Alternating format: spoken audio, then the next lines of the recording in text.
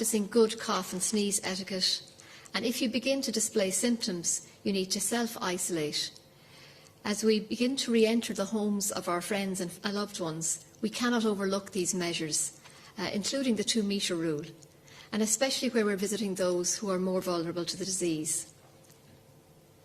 Inevitably, as we move around much more, we meet more people, and that can be already seen in the Health Service executive data on the increase in the number of contacts identified by people diagnosed with COVID.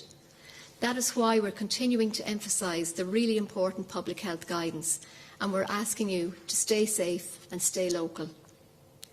Phase 2 has seen a welcome relaxation of many of the restrictions, including the reopening of retail outlets. You've been asked to stay within your own county or within 20 kilometres if you're crossing county lines. Those who can work from home are asked to continue to do so. If you have to travel to work or to shop, we're asking that you walk or cycle if you can, and only use public transport if you absolutely need to do so. Public transport capacity is limited due to social distancing requirements, and we want to ensure essential workers who need to use public transport to get to work can do so. If you're over 70 or medically vulnerable, you know your own situation best, but it is advisable to stay home as much as you can. And please maintain social distancing with visitors and take advantage of times especially allocated for shopping. While we try to get back to normal, we have to keep reminding ourselves that COVID is still with us, and we all need to continue to be careful. I also want to highlight that since the arrival of COVID, our health service has been operating under new and often extraordinary circumstances to prepare for the pandemic. Almost all health services were reorganised and refocused in order to focus on the threat of COVID. To achieve this, some services, those that were either not essential, where demand was reduced, or that were not possible to deliver safely, were curtailed. Since May 18th, this process is starting to be reversed. Services that may have been curtailed, such as non-urgent or planned procedures, outpatient consultations, some primary care and home support services are now being reintroduced. And that reintroduction is being done with the protection of staff and patients in mind. We can see a return to non-COVID levels of services in emergency departments and in hospitals overall, and we want to see that return continue. If people have queries about their care, they can contact their care team or their GP for information. Business. Over 60,000 employers are now registered with Revenue for the temporary wage subsidy scheme. Over 527,300 employees have now received at least one payment under the scheme. This does not include additional employees who may receive a subsidy as a result of payments generated today. Revenue has generated further payments to employers under the scheme of £26 million today, and these payments will be in the bank accounts of the majority of respective employers tomorrow. The cumulative value of payments made to employers under the scheme now stands at £1.48 billion. Revenue has also confirmed that the changes to the temporary wage subsidy scheme are now in place to accommodate employees who have returned or are due to return to work following a period of maternity leave, adoptive leave or related unpaid leave.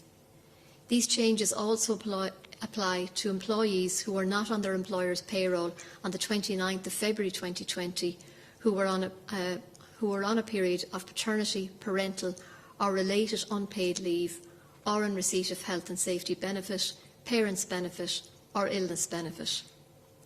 Employers who wish to access a scheme on behalf of employees covered by these changes can do so by completing a short online form available for download via Revenue's online service. In addition, I want to clarify that the employers of workers who have been in receipt of the pandemic unemployment payment may be eligible for the temporary wage subsidy scheme in respect of that employee if they have rehired them. The employee needs to cease their PUP payment claim, and the employer can provide relevant information to Revenue. Today, approximately 543,000 people who were unemployed last week will receive their weekly payment of €350 under the COVID-19 pandemic unemployment payment scheme. This is a reduction of approximately 36,000 on the number of people who were paid at the same point last week, and this payment will be available today in their nominated bank account or post office. The overall value of the weekly payment is in the region of 190 million. Since the beginning of Phase 1 of the Government's roadmap for the reopening of society and business, 82,500 employees are now back in work. If you're returning to work, you should close your claim on the day that you return to work, and you can close your employment claim on gov.ie. Supports for business. Since the onset of the pandemic, the Government has introduced a raft of measures aimed at supporting business during the crisis. The take-up of these schemes continues to be strong. Schemes on offer include the Trading Online Voucher Scheme, Microfinance Ireland Loan and Strategic Banking Corporation Working Capital Scheme, of which 372 loans have been approved, totalling €45.67 million. Microfinance Ireland have approved 456 applications with a value of over €12 million. And the Trading Online Voucher Scheme has been adjusted, and businesses that have previously received and implemented a voucher can now apply for a second through their local enterprise office. To date, 1,600 applications have been approved to the value of €3.78 million.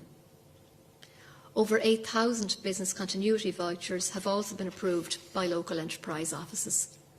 For further information on these various supports, go to gov.ie. Childcare.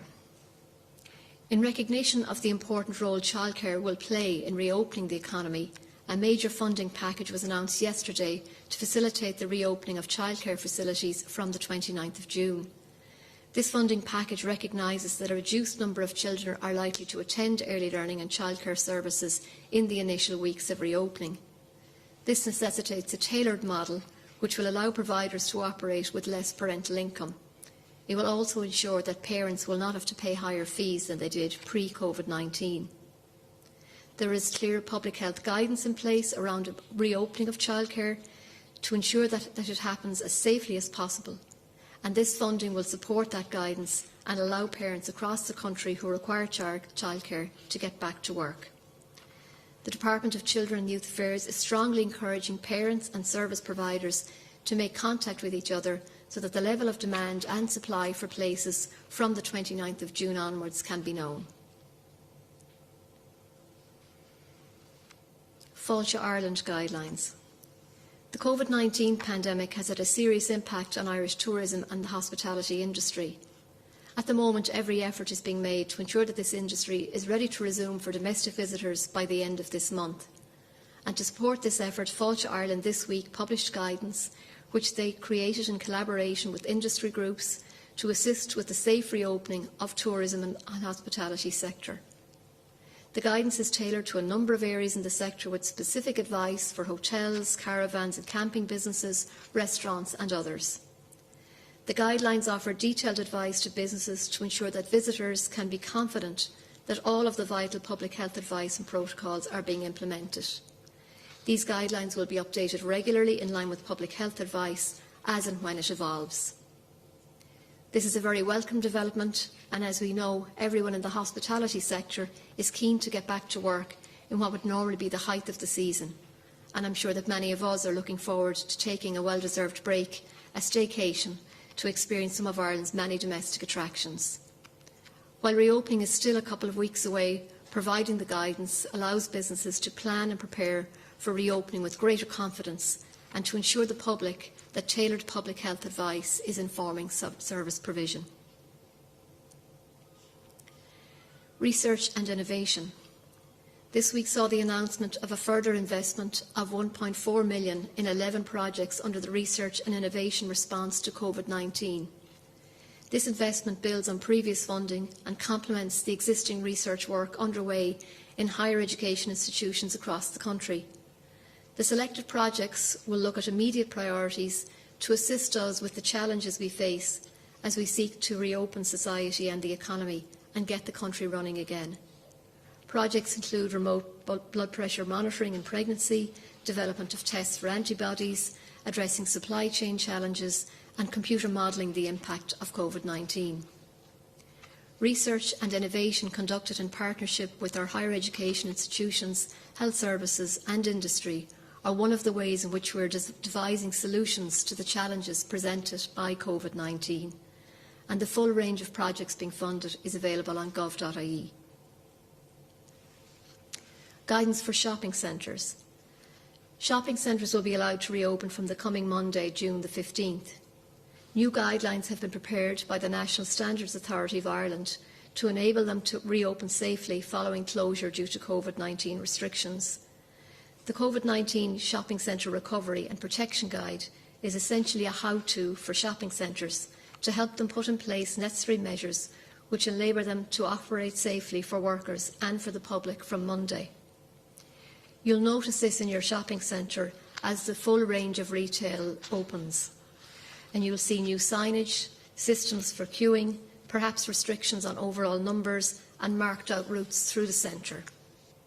We know that shopping in general is going to be a different experience, but please bear in mind the importance of these measures for keeping everyone safe and cooperate with staff who are working to keep you safe. And you could find a link to the COVID-19 Shopping Centre Recovery and Protection Guide on gov.ie. Community fora. The community call fora run by the local authorities also continue their work, and this week so far they have received 1,000 calls nationally. They made approximately 280 follow-up calls to people who have contacted them. Nationally, since the 31st of March, the community call fora have received almost 47,500 calls and have made approximately 18,700 follow-up calls. Remember, you can call your you can get your community call helpline number on gov.ie, and you can also contact Alone on 0818 222 024 if you need some help or even just a friendly ear. Sport Ireland. Phase 2 of the roadmap has seen a lifting of some of the restrictions on outdoor activity. Sport Ireland this week released a set of guidelines to support and assist everyone to stay local, stay apart and stay safe in the outdoors. Outdoor spaces and tourism sites, including car parks, beaches and trails, are now open, and groups of up to 15 people who are not from the same household can meet outdoors for organised activities such as sports. The Stay Local, Stay Apart and Stay Safe in the Outdoors guide is a handy reminder of the most important pieces of information for these scenarios, such as physical distancing and washing your hands when you return home. It also provides links to up-to-date advice about various outdoor amenities, and it's available on gov.ie. Cruinniú na nÓg. This Saturday, the 13th of June, marks Cruinniú na nÓg 2020, Ireland's National Day of free creative activities for children and young people under the age of 18. And I want to reiterate the calls that have already issued for young people across the country to get online, get involved and get creative for Cruinniú. Naturally, Cruinniú na nÓg 2020 will be very different due to COVID-19, but the response from children and families to date has been enormous. Over 460 events have been confirmed, and full details are available on gov.ie. And these range from nationwide calls to action such as Céilí in the Kitchen and Let's Go Fly a Kite, to poetry events for the under-4s. It has always been important to foster the creative spirit in young people, but in the current times we have seen the vital role of creativity and innovation in finding ways to adapt to the new circumstances, and we're seeing with fresh eyes the continued importance of events like Cruinniú na nÓg. The youth sector. Yesterday, updated guidance was published for youth organisations on resuming services in line with our roadmap. That means that youth services can now resume face-to-face group work with up to 4 young people indoors and up to 12 young people outdoors. From Phase 3 onwards, indoor group work will take place with up to 12 young people. This approach aligns with the school-age childcare provision, which can be indoors or outdoors for up to 12 children from Phase 3. The National Youth Council of Ireland, in partnership with Government, has also produced online induction training for staff and volunteers to support the phased resumption of full services.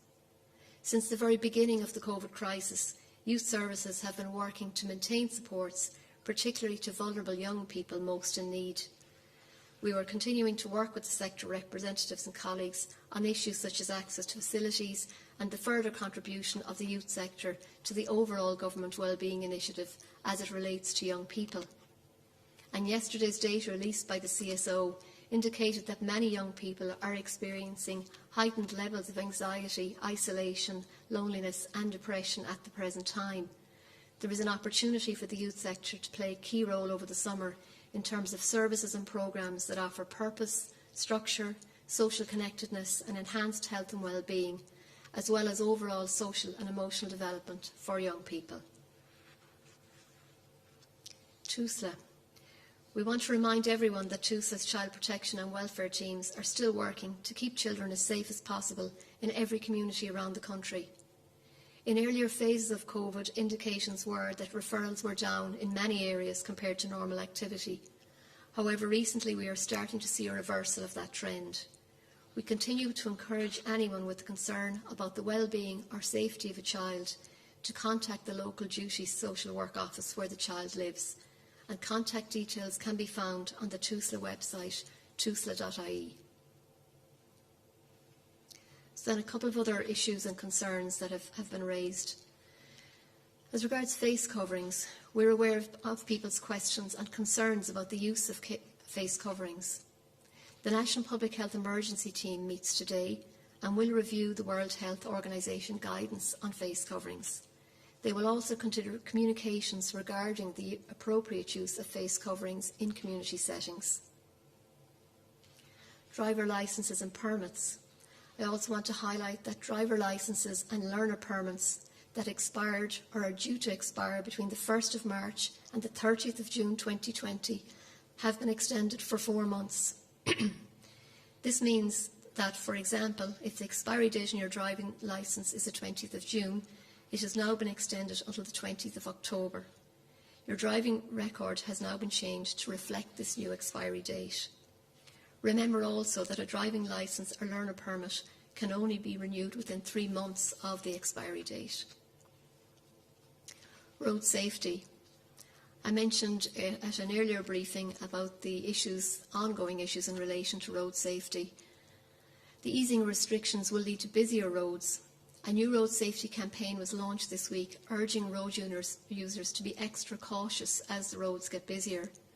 The campaign "We're on the road back, make it a safer one" makes the case that as we adjust to a new normal, we can choose a new normal for our roads too, making them a safer place for everyone. Drivers are being encouraged to slow down, avoid distractions while driving, and to take care when passing pedestrians and cyclists. Pedestrians are reminded to use the footpath, and if there is none, to walk on the right-hand side of the road facing oncoming traffic.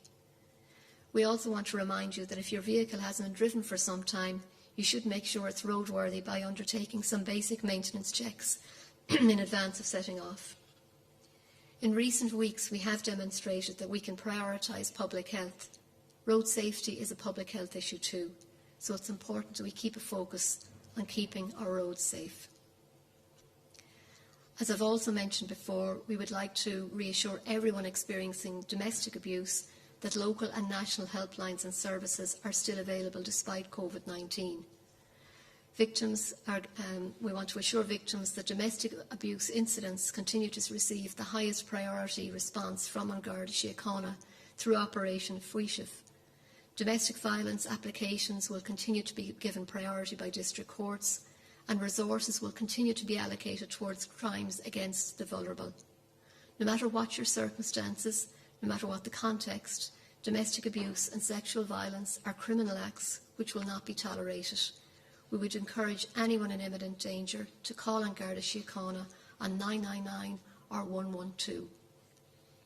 More information to help victims find frontline services in their area is available on the dedicated website www.stillhere.ie, and the website also includes an interactive map to help women and men find details of services close to them, and we would encourage anyone who is feeling isolated or trapped to reach out for help. And finally, just to say thank you for everything you're doing.